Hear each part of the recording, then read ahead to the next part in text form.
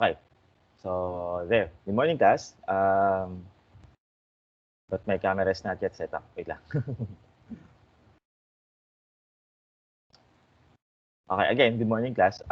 While I'm setting up my camera, as I was saying, even if we met on time earlier, I could have made this really short because I would like just to meet you on two specific agendas. Number one, um, some of you have are my students in the lecture class yesterday, and I was able to talk to them already. But I would like to address the other ones. No? Okay, so um, the registrar's office and the accounting office has seen that our class is undersized. Okay, it's undersized because we are only 11 students enrolled. Okay, and the minimum that they require for our class to be fully recognized is 12. Okay, but the thing is, so what they want is they would have wanted to um, wait lang. I don't like my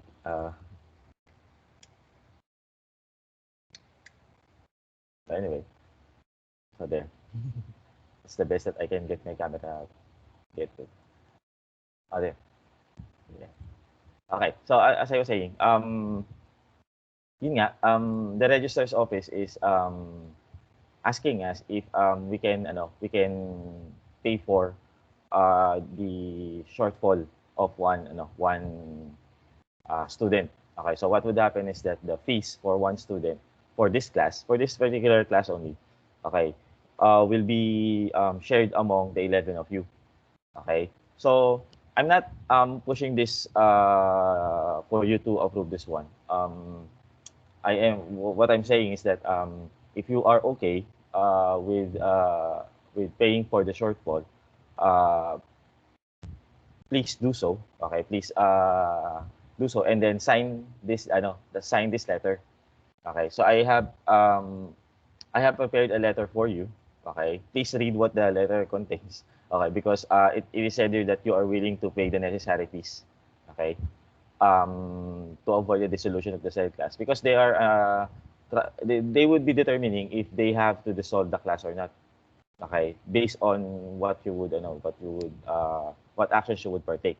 Okay, but aside from me providing the letter, okay, whatever actions you would take from this point forward is something that I would not be getting my hands on. Okay, so it's just that I am the closest communication that you got.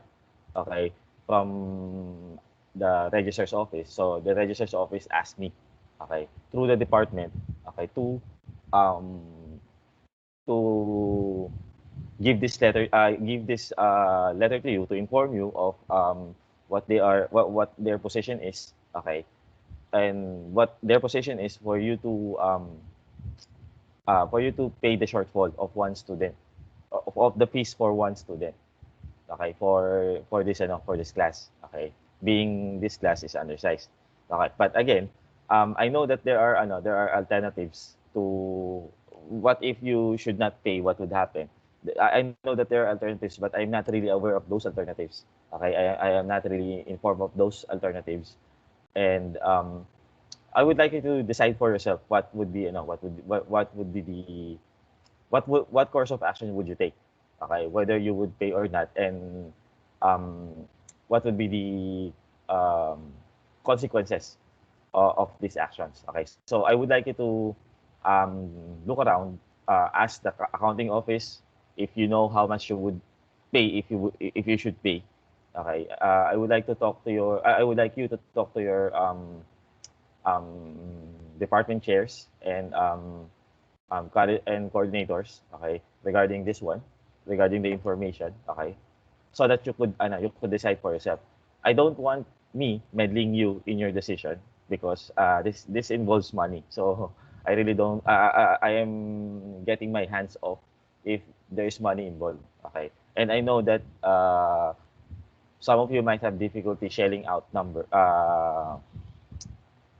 money at this point in time because of what we have today. So I'm not really pushing this one uh, for you. I'm just doing the formality of you of me informing you this thing.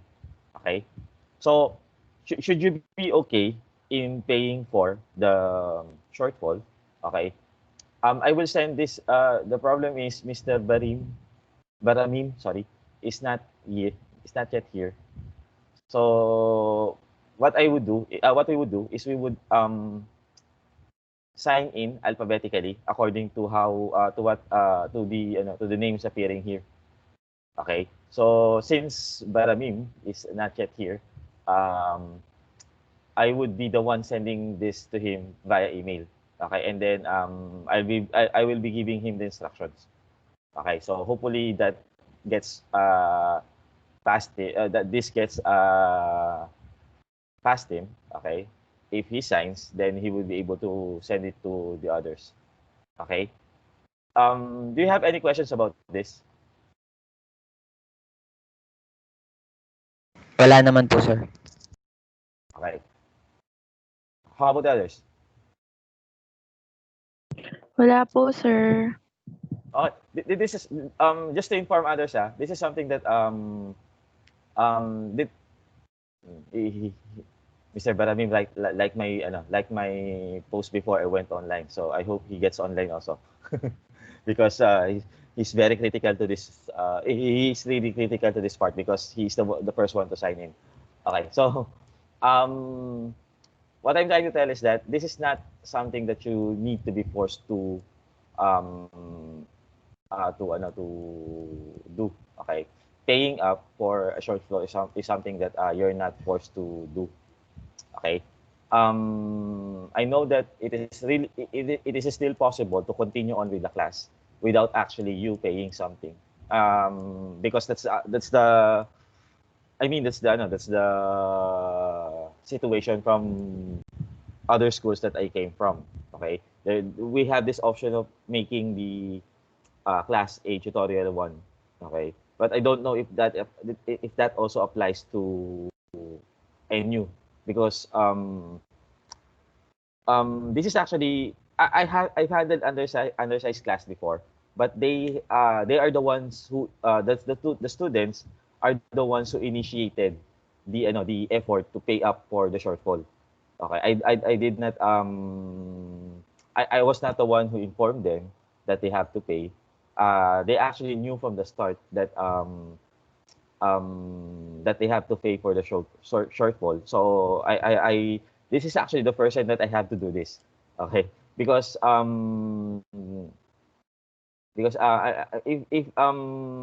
the class is undersized, I really let the students decide on the fate of the class.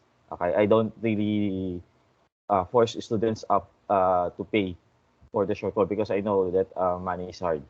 Okay, producing money to produce uh, payments for something like this is really hard on your side. Okay, and as I was saying, I know that there will be you have still options aside from paying.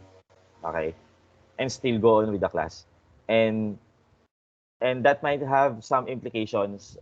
You might be informed that that option might have implications on my part, especially on my income. Okay, but I would like you not to be bogged down by that kind of implication of that complication. Okay, I mean you don't have to think of me when you are deciding on this matter. Okay, if you decide to not pay, for example, if you have that option to decide to go on with the class and not pay for the shortfall, um, then go. Okay, even if someone informs you, okay, that your instructor's pay might be affected. Okay, I actually don't really mind with those things. Okay, if the class says that we have to go with this class because it is even if it is undersized and if it becomes a tutorial class, then that's fine with me. Okay, so I'm not really, I should not be part of your decision in making, of your decision making on this matter. Okay, it is really on you and on your ability to pay, probably, and your ability to pay, that you have to decide on. Okay, and not on other things. Okay, so is that understood? Yes, sir. Okay, so Mr. Baramim, he just went online.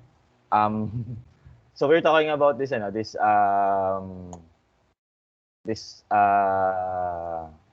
letter that we have to um, put our signatures on and decide on what we will do. Okay, so Mr. Baramim, can you hear me? Yeah, yeah po. Okay.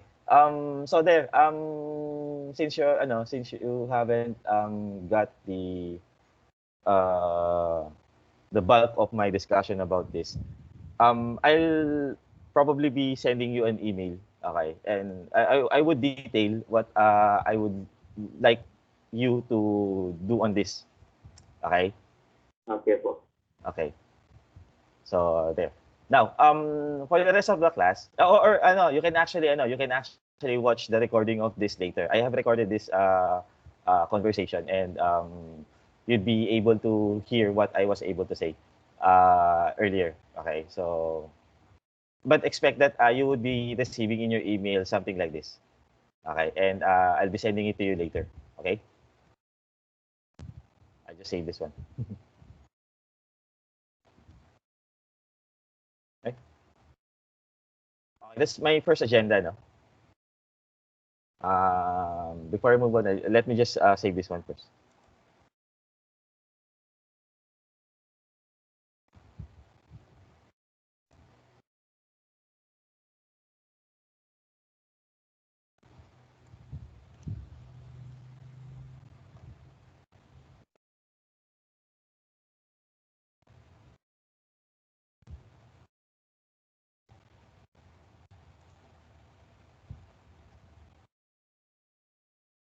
Okay. My second agenda is just a soft reminder about your activities because last night before I went to bed, I actually checked your class notebook, and I was able to see that most of you have not yet been working on or have not yet been taking any action on your activity zero. Uh, just a reminder, I just monitored activity zero because I am concerned with how much work you have already done. Okay, so um, here's the thing. As I told the class earlier this year, I mean last year before we went into break that um I am assigning you activities, okay, and I am expecting you to work on them, okay, even if I don't really we are not meeting on a regular basis because number one, even if this is a face-to-face class, I would be using the same approach. Okay, I will be using a more of like a facilitator role in this class. That I would be more of like assigning activities and then letting you work on the activities. And then if you are having some issues with the activity because you are encountering difficulties in some of the parts, then you can approach me, you can approach me, tell me what, discuss with me what problems you are encountering, you are having, and then let's discuss from there. Okay, and that's the approach that I would really like to take on when I am conducting laboratory class. I am more of like I would like more of a coaching session rather than a mass discussion. Okay, of the activities that you are doing. Okay? So, I would like you to to work on them because if you are not working on them, you won't have any questions. Okay? You won't encounter difficulty because you don't working on something. Okay? And having difficulty in working on an activity, having specific difficulties in working on an activity is okay. Okay? Because that is where I would step in. Okay? That is where I would step in. And that is where I would make a teachable moment out of it. Okay? If you won't be able to, if you won't be able to, if you won't be able to um, send me your concerns, okay, about the activity, about the difficulties you are having with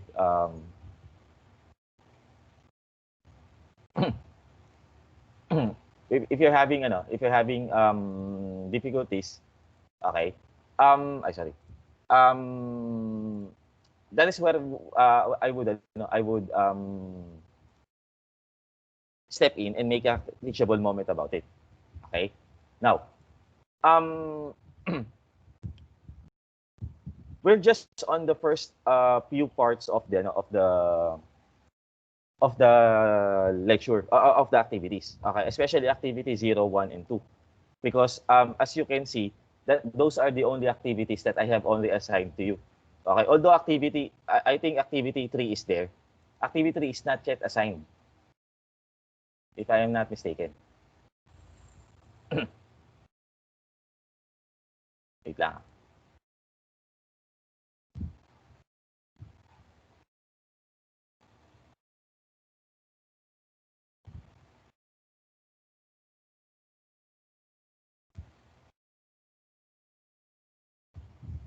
Ah, okay. Activity is already assigned pala. Sorry. I am mistaken in this.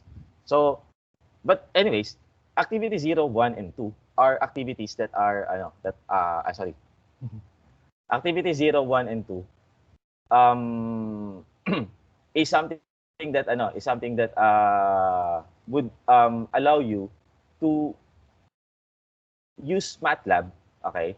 In the sense that even if I actually have written this written these activities, especially activity 0, having in mind that the users of this would not really have an experience in MATLAB. Okay? So even if you are first time users in MATLAB or in Octave, activity 0 is something that would provide you that activity, that experience, that necessary experience to start, okay, using MATLAB. Okay? And I as I mentioned in the orientation class, I really believe in that software and in any application that it cannot be taught, that it cannot be fully taught. Okay? That no one would be able to instruct you, okay, on how to use a software or an app step by step. Okay? There are many pathways on how you can actually learn a certain software, and most especially software like MATLAB and Octave that really requires some kind of some kind of a um, parang you really need to exert effort, okay, because aside from you aside from you using the software, you also have the necessary mathematical background. Okay, because number one, we're dealing with a uh, with an engineering course here. Okay, so I think that using or studying a software such as MATLAB and Octave um, would be more of like a self-taught more of like a self-taught thing. Okay, learning MATLAB or learning software such as MATLAB, and actually in any other kind of software that you have, okay, would be more of like a self-learning self-learning activity. Okay, that is why I would like you first to immerse yourself. Okay, kayo muna yung mauna. Okay, and then from there, let's talk about your experience. Okay, because if you really engage yourself first, okay, and then me teaching you or trying to teach you or trying to explain everything to you, then there is a point in time that you would really not appreciate what I have already taught you or what I have already instructed you to do, because you would be just following those things that I told you. Your learning would only be directed on the path by which um how I instructed you to learn MATLAB or to learn Octave. But that's not really the point of studying a software. Okay? The point is that you first try to engage yourself, see the feel of the software or of the application that you are trying to study. Okay? And then from there, if you're encountering difficulties, okay, that's the point in time that you have to ask for help from others. Okay. Now, why would I have that as an approach? Okay. Why would I have that rather as an approach rather than having someone instruct you step by step? Okay. For one thing, you retain you grasp the whole you hold uh you have a tighter grasp on the knowledge that you gain from immersing yourself first. Okay? If I can explain it in Filipino, excuse me, Sir Maraming. Um you don't hindi mo matututunan yung software ng bibigyan ka lang ng instruction. You don't really learn the software by just following a certain set of instructions. Although the activity itself actually gives you the instructions, okay?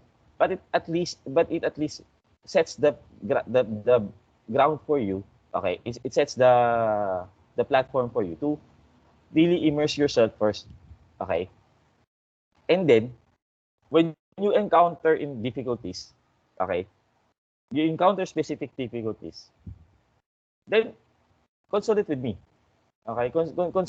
Send me a message about that. Then let's discuss, okay? Because that's the time that I would be able to, say for example, guide you on how to, work around on a certain difficulty. Okay? Is that do I make myself clear with this one? Yes, sir.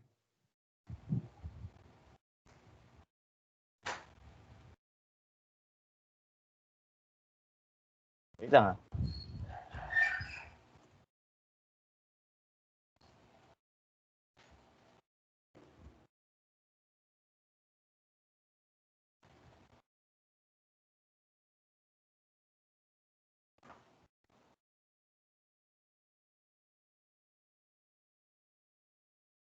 Okay. So there.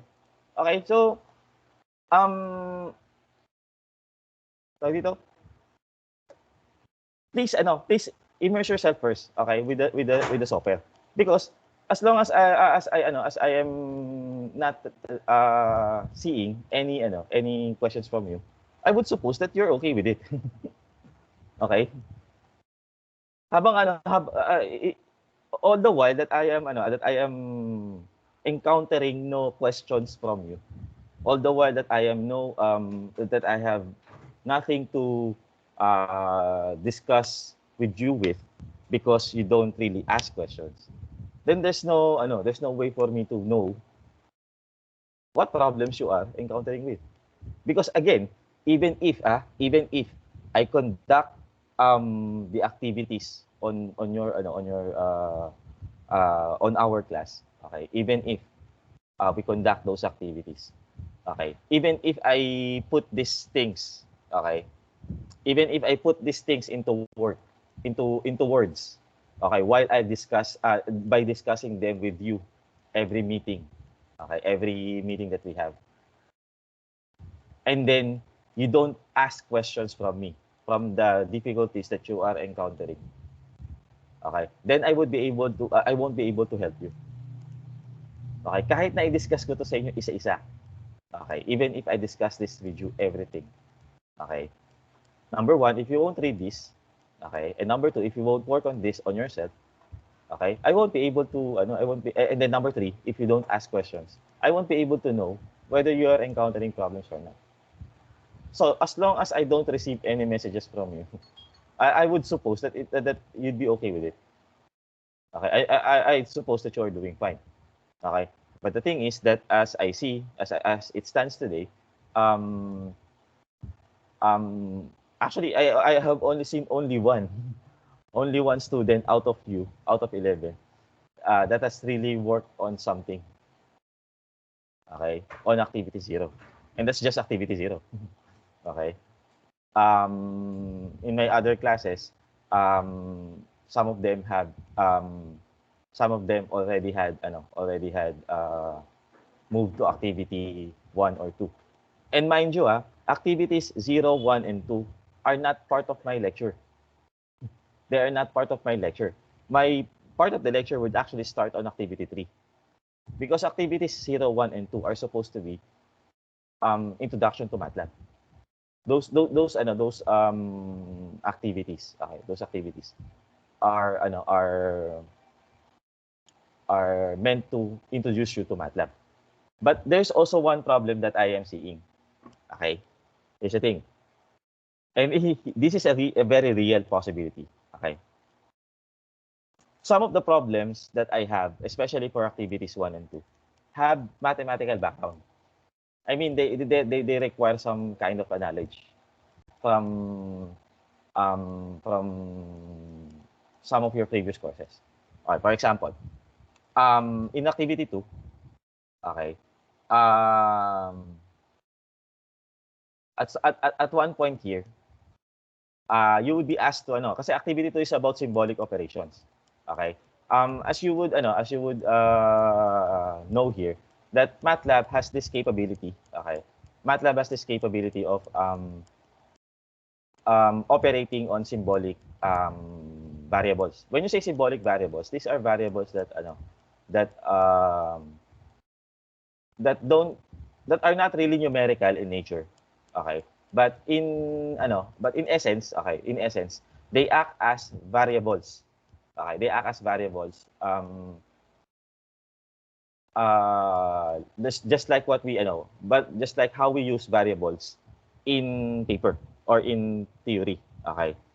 So basically, when you do some symbolic operations, you may want to assign, for example, a variable x, and then do some operations on x.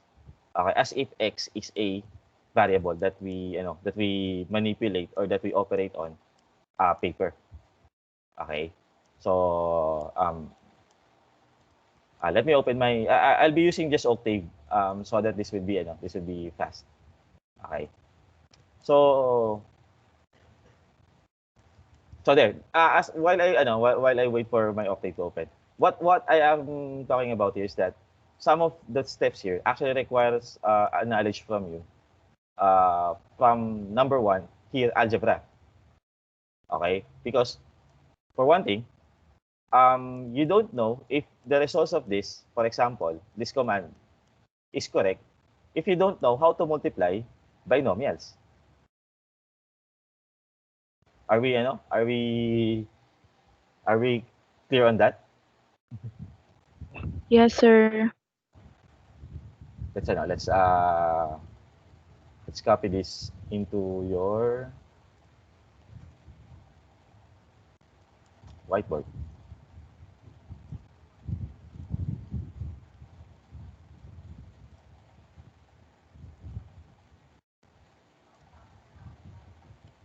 Okay.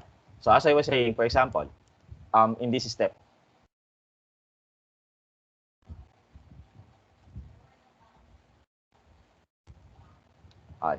in this particular step,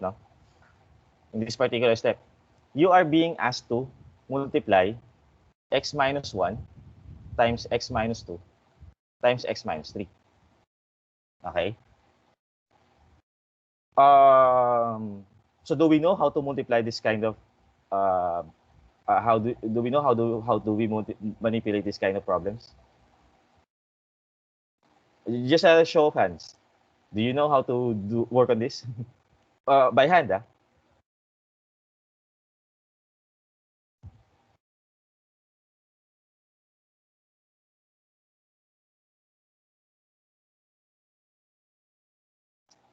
So only 2 raised their hand. So that would that mean would that mean that the rest of you don't know how to multiply something like this?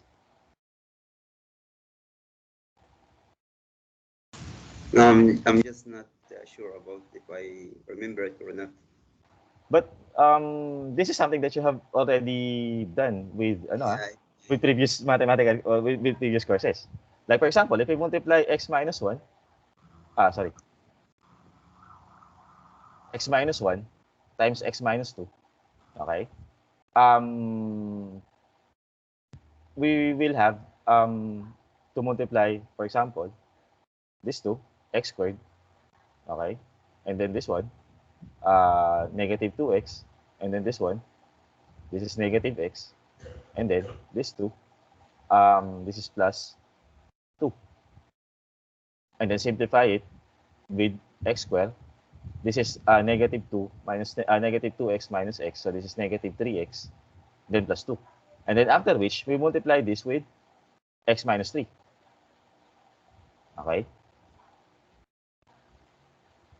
Now from there, we will have x cubed. See if you can follow me. This is x cubed. Okay? Minus 3x squared. Okay? Minus 3x squared. Are you following? yes po. Yes, Okay. sir. Nasaan ba ako? Ako tuloy na wala. Plus 2x. Plus, wala na ako. 3x squared. Sir, kung This ano one. po, Uh, positive 9 po muna. Yeah. Plus 9 po, Plus sir. plus 9x plus 2x minus 6. There. And then simplify this to x cubed minus 6x squared plus 11x minus 6. Right? That's how we multiply this thing. Yes, sir. Okay? Now, here's the problem. If you don't know how to do this, then you won't be even if in the presence of a tool, in the presence of a tool, something like such as MATLAB, you won't be able to really learn this one. And here's the problem. The problem is not with the course, or the problem is not with the activity or with the software. The problem is with your background information. Okay? Another example. There is something here that requires you to do partial fraction expansion. Do we know what is partial fractions? What are partial fractions? Are we familiar with what partial fractions are?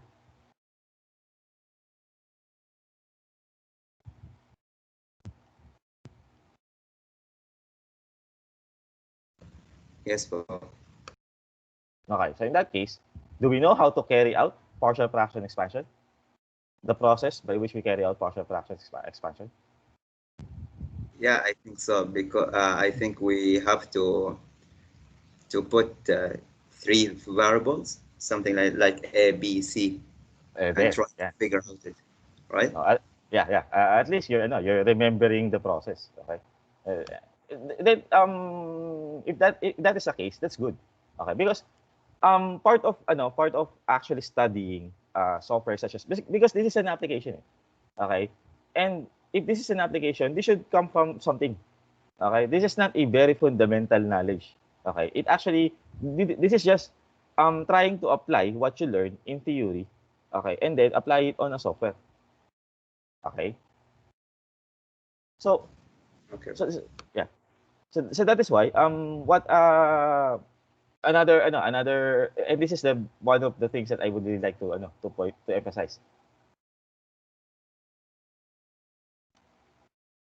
You're done with differential equations, right? Yes po.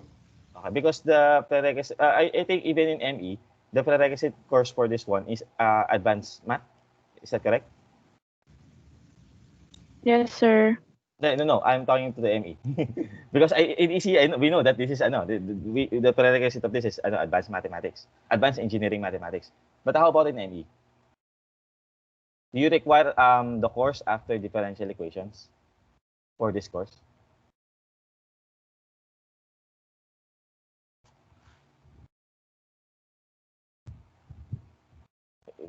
Here's what I'm talking about. In ECE kasi, okay, the pathway is you should take differential equations.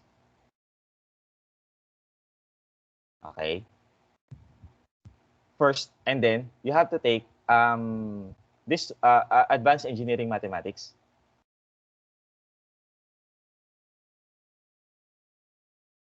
And then from there, you take this course, control systems. That's the pathway for ECE. Okay. Is this the same pathway for ME?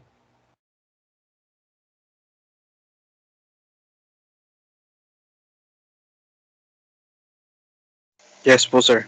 Okay. So there, that's the because in advanced engineering mathematics, you could have studied some of these tools. Okay. Like for example, because in this course, we really the critical thing that we really need is your knowledge of differential equations and your knowledge of what we call Laplace transforms. Were you able to study Laplace transforms in advanced engineering mathematics? I'm sorry, I directed into the wrong course. Were you able to study Laplace transforms from advanced engineering math? Yes po. Sure. Yes po, sir. Okay, so at this point, we're on the same level. Kasi even this ECEs, this is just the tool that we need in order for us to study control systems. Kasi from there we will pick it up eh. Okay, from there we will pick it up. Okay. Now probably I would be giving you some background. I would be discussing some background information. Okay, starting activity 3. Okay, because activity 3 really this one really requires some it really requires some background information. Most especially on the part of circuits. Okay? Because I know ME students, they'd have some course on basic circuitry. Okay? But this is something that a network something like this would be very confusing with you probably. Okay? Because this might you really don't study circuits in a very deep perspective, kumbaga. That's why I would be giving you background information on this. Okay? But you really have to work on first activity 0, 1, and 2 because for you to be effectively using MATLAB in future, okay, you really need to work on these activities and immerse yourself with the use of MATLAB. Okay? Do I make myself clear with that? Yes po, sir. Okay, so ganun, going forward, what I want to ask for us to do is this. Work on the activities first. Okay? Work on the activities first. If you're having specific difficulties, don't hesitate to message me. Okay? I really try my best to interact with you. Okay? Even if you in my previous experience of having this online class, I have students interacting, talking with me, chatting with me at 2 o'clock in the morning, at 3 o'clock in the morning. And that goes on until 4 or 5 o'clock in the morning. Okay? I do have students like that. And luckily for them, if I don't have a class the next morning, I actually stay up until 6 a.m. working on some stuff because that's the only time that I have a clear head and a good environment to work on. Because when in morning during the day, my place, my workstation is very near the road. Parang ito na yung labas namin. This is the outside already of our house. Okay? So vehicles are passing there and there, and people are walking there and there. And so it gets loud. Okay? But during nighttime, during night and until uh, until morning, okay. I have this very good environment to which I can work. That is why I am staying up late until morning working on some stuff. And some of my students also do that. So during that time that they are able to they're able to get online, they leave messages. Sir, I am having some difficulty on this part. What can you advise on me to work on? Okay. So I'll facilitate. I'll try to instruct them. Okay. Worst case, okay, I have my students call me. Okay, and that is during 3 a.m. in the morning, and I'm okay with that. Okay, because I really feel that during this time of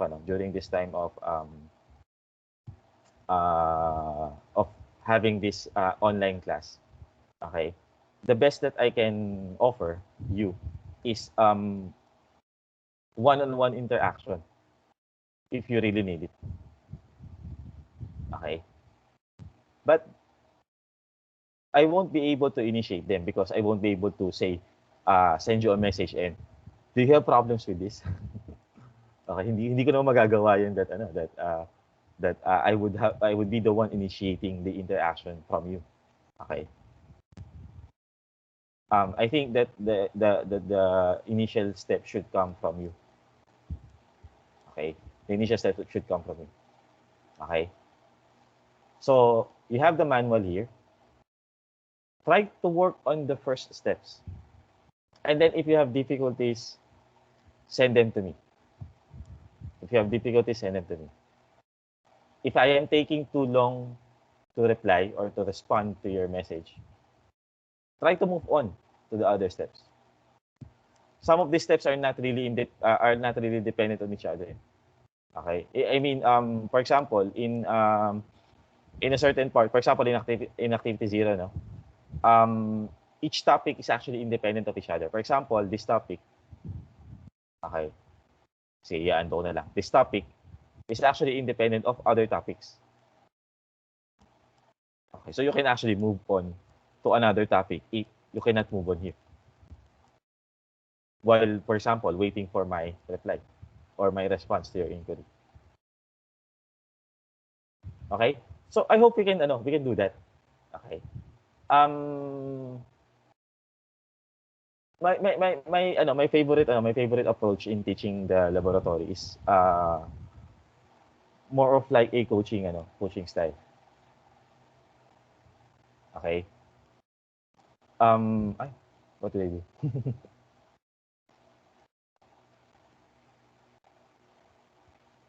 Ayan. Is that understood? Yes po. Okay. And even if you're having problems with the background, okay, I can teach you the background then. Just tell me where would we start? Okay. Kasi I'm thinking that in your case, we operate on a need to know basis. Okay? We should operate on a need to know basis. Kasi lalo na in the case of ME, I'm not discriminating against ME, kaya lang ito kasi 'yon. In ECE kasi, since I am also the teacher in the lecture, I can discuss them everything. Okay, I can discuss them everything with the theory and something like that. Okay. I can discuss it with them. Okay? But in your case kasi, since I'm not your teacher in the lecture, okay? I may not be providing the background information at all because it will really take time to discuss everything.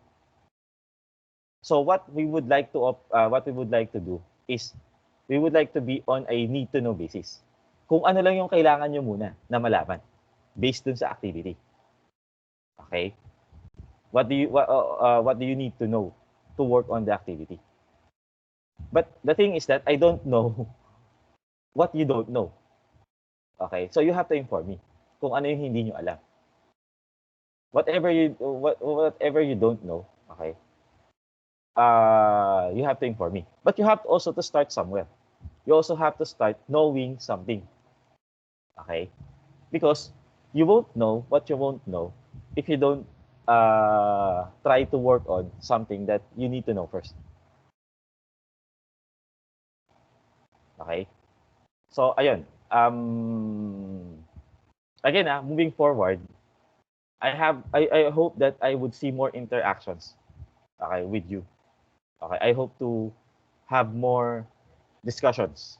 Okay, even if it is more of a personal level discussions. Okay, ibig sabihin tayo na nag-uusap. Okay, then it's okay. Ayaw niyo na ng you do you, I hope you would really like to have some more personalized instructions. Okay, that suits your knowledge level. Okay? So ayun,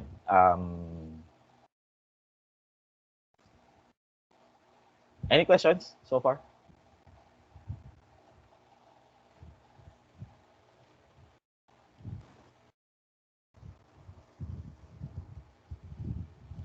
Okay, wala naman. Mukhang wala naman. So I hope I make myself clear, and from this point forward there would be changes in some things that we do. Okay? I'll be discussing with you activity 3. Can we do that next week? Do you have already kasi ang kailangan ko sana muna, you were able to work on activities 0, 1, and 2 before we move to activity 3.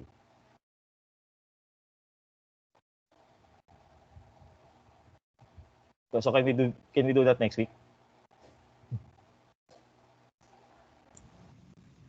Okay po. Okay, siya lang ang nagsabi, pero okay tayo lahat doon. Sir, okay lang yun kahit hindi pa po nagagawa yung ibang activity. That's my point nga. Sana magawa niyo na siya. I mean, at least you could have worked on some of the activities bago tayo mag-discuss ng activity 3, because some of the tools that I'll be using in activity 3 are in activity 2. That is why, lalo na kailangan kong magawa niyo na sana yung activity 2. Most especially for activity 3.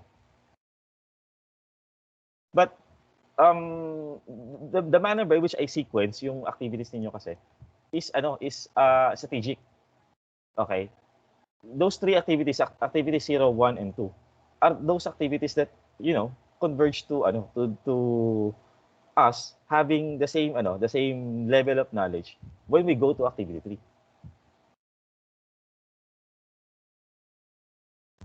Okay? So, kaya na ba 'yon next week? Or do you need me to give you 2 more weeks? I mean, this week and then next week, then we'll discuss activity 3 the week after. The week after next week.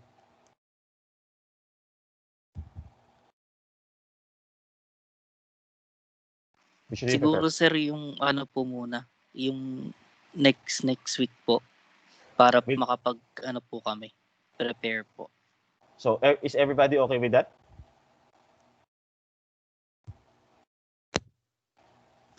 Okay lang naman po, sir. Yes po, sir. Okay, so but we will meet next week. I mean, we will have some kind of a meeting next week. Okay. Which I would probably discuss you some things. And also remember that we also have a synchronous class. I'm not really inclined on doing a synchronous class next Sunday. But next Sunday is our scheduled makeup class. Okay? But that class may be asynchronous. Sabi naman nila that's a makeup class, but they don't say that should be synchronous. So we really don't need to meet on a Sunday. Okay? But that counts also towards our study time. Okay? So So let's see what we will do next week. Okay. I mean, if we won't be we won't be moving on to activity 3 next week, then we can still work on activities 0, 1, and 2. Okay, until next week. Okay. But on the time, during this time next week, I would be online. Okay, I will be online, not really online like this. Okay, not really online like this, but online that you can interact with me.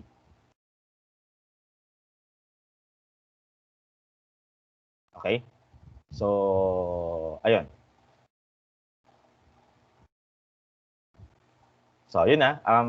Just work on activities 0, 1, and 2. Okay.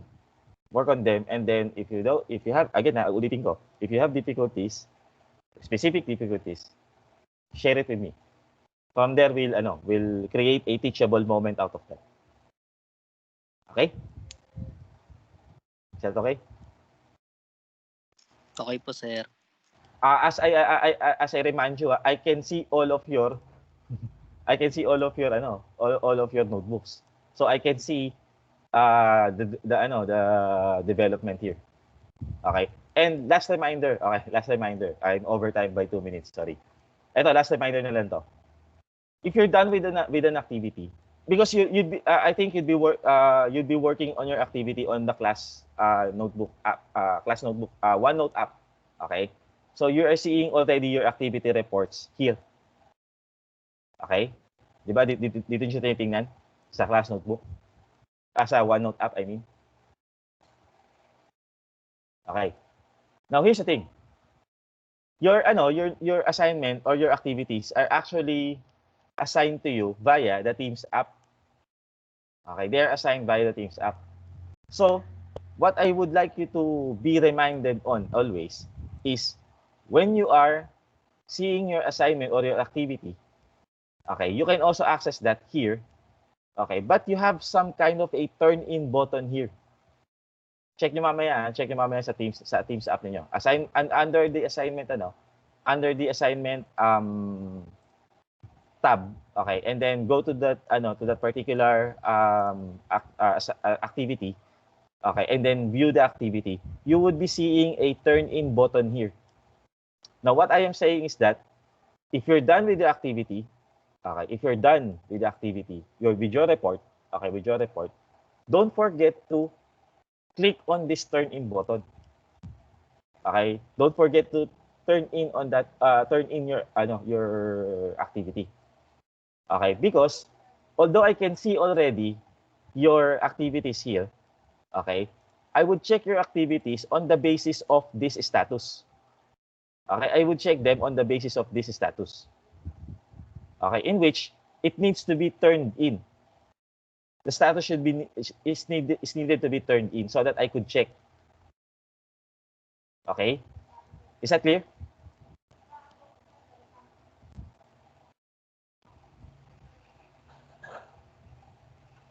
Yes po, sir. Yes po, yes po.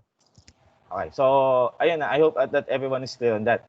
May mga na-incomplete ako. I have students that have been incomplete on their courses last term because that one step that they forgot because I thought they did not submit anything. Okay? So, ayun, wag niyo kakalimutan yun. Okay, so again, I'm overtime na ako ng 4 minutes. Okay, so let us dismiss this class. Okay? And let us again interact, okay, on a more personal level by sending you your concerns, okay, and inquiries regarding the activities. Okay, and also Mr. Beramim, I'll be sending you an email later on. Okay? Okay po.